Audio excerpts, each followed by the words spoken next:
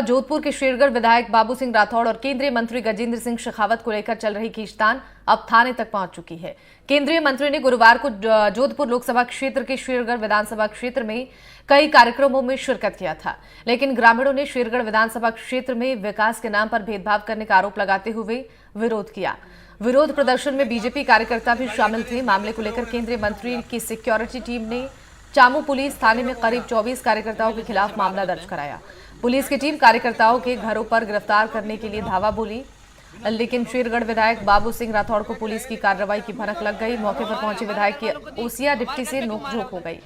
उधर नोकझोंक का वीडियो सोशल मीडिया पर वायरल हो रहा है। वहीं पुलिस की कार्रवाई का विरोध करने के लिए थाने के पास बीजेपी के कार्यकर्ता और ग्रामीणों का धरना प्रदर्शन चल रहा है। प्रदर्शनकारियों को संबोधित करते हुए शेरगढ़ विधायक बाबू सिंह राठौड़ ने झूठा मुकदमा वापस लेने की अपील की। साथ ही मुकदमा वापस नहीं लेने पर जयपुर कूच की चेतावनी दी। वहीं पुलिस की कार्रवाई पर सवाल उठाते हुए कहा कि देर रात को बिना महिला कांस्टेबल के लोगों के घरों में आखिर पुलिस क्यों घुसी। विधायक राठौड़ ने संजीवनी कोऑपरेटिव सोसाइटी को लेकर भी शेखावत पर सवाल उठाए। विधायक ने कहा कि केंद्र और राज्य में बीजेपी की सरकार है, लेकिन पीड़ितों को न्याय नहीं मिल रहा। पीड़ितों को संजीवनी के पैसे वापस मिलने चाहिए। शेरगढ़ विधायक के संबोधन के बाद कार्यकर्ताओं ने सड़कों पर उतरकर प्रशासन और शेखावत के खिलाफ नारेबाजी की। हमारे भारतीय जनता पार्टी के कार्यकर्ताओं पर पुलिस द्वारा झूठे मुकदमे किए गए हैं, तो झूठे मुकदमों के विरोध में सारे कार्यकर्ता चामू में पुलिस थाना के सामने धरना देकर विरोध प्रदर्शन कर रहे हैं। प्रशासन से भी बात करेंगे और हम अपनी राजस्थान सरकार से भी बात करेंगे, तो मुझे विश्वास है कि इसमें कोई न कोई हल जरूर निकलेगा। ज्यादा जानकारी देंगे हमारे साथ संवाददाता अरुण हर्ष जुड़ रहे हैं लाइव। अरुण, इस पूरे मामले को लेकर जिस तरीके से बगावत की खबर मिल रही है, लगातार बीजेपी के कार्यकर्ता प्रदर्शन कर रहे हैं। फिलहाल इस पूरे मामले को लेकर क्या कुछ अब तक अपडेट आपके पास है? शिवानी, मैं बता दूं, अब से कुछ देर पहले ये धरना समाप्त हो चुका है। चूंकि जयपुर से मुख्यमंत्री भजनलाल शर्मा कार्यालय से फोन आया था शेरगढ़ विधायक बाबू सिंह राठौड़ के पास में और उन्हें जयपुर बुलाया गया। अब जयपुर जाने के बाद मुख्यमंत्री के साथ किस तरह का निर्णय होता है, किस तरह से जो है बाबू सिंह राठौड़ की जो सबसे पहली मांग यह है कि जो हमारे कार्यकर्ता जिन्होंने विरोध किया था उनके ऊपर झूठे मुकदमे दर्ज किए गए हैं।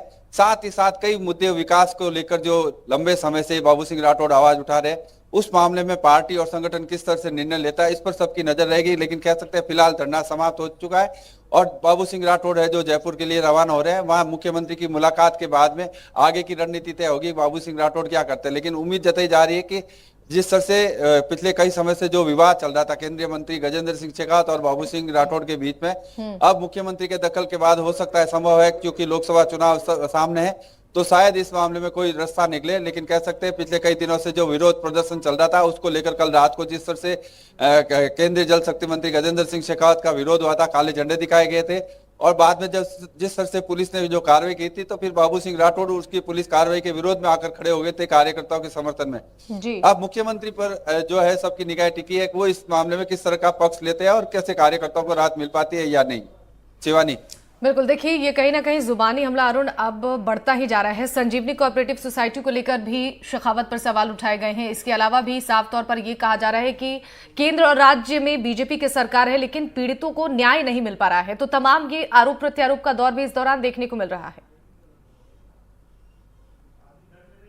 शिवानी, सबसे बड़ी बात है ये विवाद जब से शुरू हुआ था, जब राजनाथ सिंह पिछले विधानसभा चुनाव से पहले शेरगढ़ में आए थे, तब बाबू सिंह राठौड़ बोलने के लिए खड़े हुए थे, लेकिन उनके हाथ से माइक छीन लिया गया था और उस समय से लेकर यह विवाद अभी तक चल रहा है।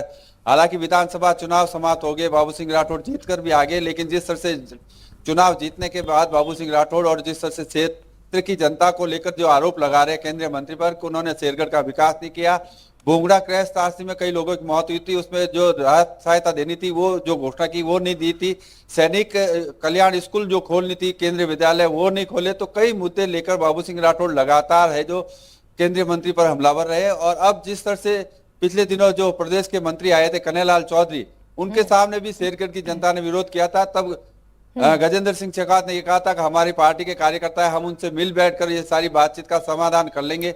लेकिन जिस तरह से टिकट मिला तीसरी बार और उसके बाद कार्यकर्ताओं से मुलाकात नहीं हुई, यही कारण है कि कार्यकर्ता नाराज है। और कल के जिस तरह से सुबह के कार्यक्रम को रास्ता बदला गया था, यही लेकर कार्यकर्ताओं ने आरोप लगाया कि हम लोग अपनी बात कहना चाह रहे थे, हमारे मंत्री है, तीसरी बार टिकट मिला है, हम उनका सम्मान भी करना चाहते थे, लेकिन उन्होंने रास्ता बदल दिया। इस बात की लेकर कार्यकर्ताओं में नाराजगी, और यही कारण है कि सुबह से लेकर रात तक अलग अलग जगहों पर जो विरोध प्रदर्शन हुआ था, और फिर पुलिस ने अपनी तरफ से जो मुकदमा दर्ज किया उसको लेकर बाबू सिंह राठौड़ के स्वर मुखर हुए थे।